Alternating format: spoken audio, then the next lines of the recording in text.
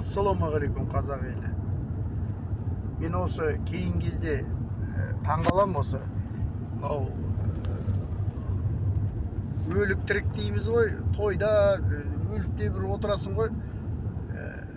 Бір-біріменен жаңағы саясат, әңгіме басталады сондай. Сол кездерде жаңағындай барлығы отырады. Не бітірдіңдер, не істедіңдер, сендер міне жүрсіңдер ғой, өзгеріс жоқ қой деп.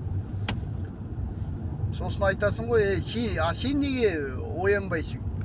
Неге өзі құқығыңды таптап жатыр бәрі мынау көріп отырсың билік? Неге соларды өзіңде қоса бізбен жаңағы құқығыңды таптатпай сұрамайсың деп жаңағында айтасың ғой. Қойшы сен, ол біз бір-екеуміз, оның бәрі тұрған жоқ, оянған жоқ, не істейсің деп сол өз-өзіңе езіледі ғой, сонда езілерді жек көремін өзі.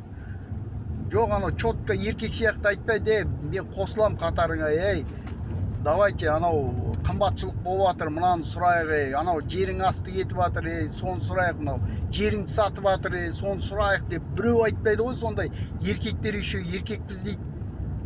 Білмеймін мен, сондайлар қазір бар ғой, көбейіп кетті емес, енді баяғыдан сондайлар бар ғой, ездер. Содан ертең анау өзгерістің кезінде бәрінде сондайлардың тышқандар сияқты атып шығады. Қазір үндемейін, не істейсің дегендер. Сендер қалай ойлайсыңдар, халқым? Ояныңдар.